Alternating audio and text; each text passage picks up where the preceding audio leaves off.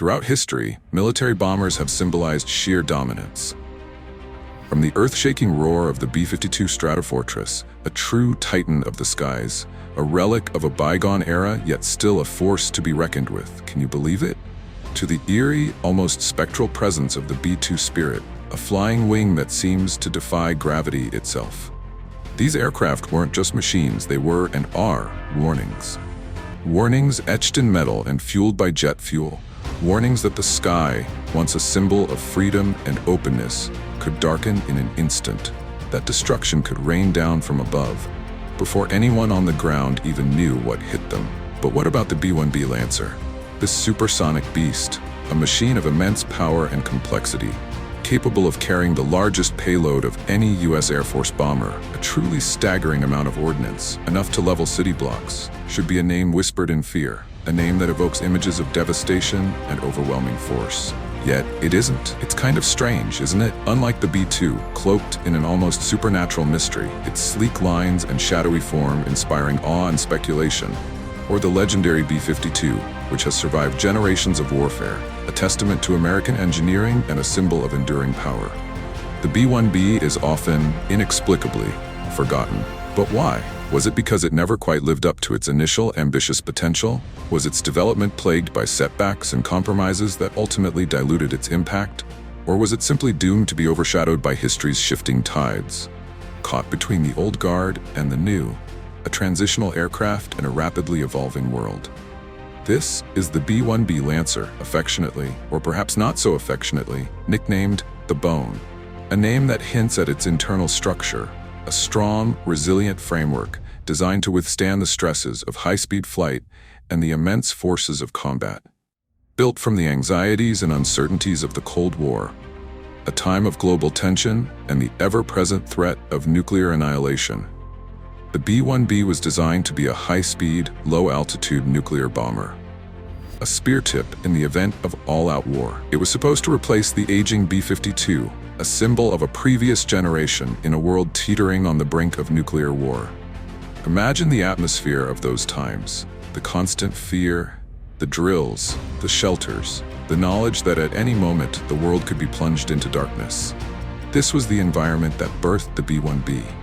But despite its incredible speed, its ability to break the sound barrier and deliver a devastating payload with breathtaking swiftness, its record-breaking payload capacity, a testament to its raw power and its battlefield versatility, allowing it to adapt to a variety of roles. The B-1B has never truly cemented itself as a global symbol of fear, the kind of fear that makes nations tremble. It's a strange paradox, isn't it? A machine built for intimidation, designed to project power and instill dread, that somehow fades into the background, lost in the shuffle of aviation history. So, what's the problem? To understand why the B-1B Lancer doesn't command the same level of dread and mystique, the same aura of fear, as other bombers, we need to break it down into three major, interconnected factors: stealth, role evolution, and perception. Let's start with the most obvious and perhaps most crucial factor: stealth. The B-1B was designed with radar-absorbing materials and advanced terrain-following technology, allowing it to hug the ground at low altitudes and evade enemy radar, making it harder to detect. But here's the brutal truth: the critical flaw in its design. It's not a true stealth bomber. Think of it like this: it's wearing a very good disguise, but it's not completely invisible. It still leaves a trace, a shadow on the radar screen. It's like, almost there, but not quite. Unlike the B-2 Spirit or the upcoming, highly anticipated B-21 Raider, which are designed from the ground up to minimize their radar cross-section and slip through enemy defenses undetected, the Lancer still shows up on radar. And in modern warfare, where technology is king and information is power, if you can be seen, you can be targeted, and you can be shot down. That's the harsh, unforgiving reality of the modern battlefield. Imagine you're a military commander, responsible for the defense of your nation. You hear a rumor, a whisper in the wind, something's coming, but you can't see it. No blips on the radar, no telltale signs in the sky, no warning, no time to react. That's what makes true stealth so terrifying. The unseen threat, the phantom in the night, the enemy you can't prepare for. Now picture something else, a B-1B approaching your airspace. Yes, it's fast, incredibly so, but it's visible. It's a large, powerful aircraft, and while it's designed to reduce its radar signature, it's not invisible. And visibility, even reduced visibility, gives your enemies options. They can scramble interceptors, deploy surface-to-air missiles, activate electronic countermeasures, prepare for impact. The element of surprise, the crucial advantage in any military operation, is significantly reduced. Fear thrives on the unknown, on the shadows, on the things that go bump in the night. And the B-1B, it doesn't have that luxury.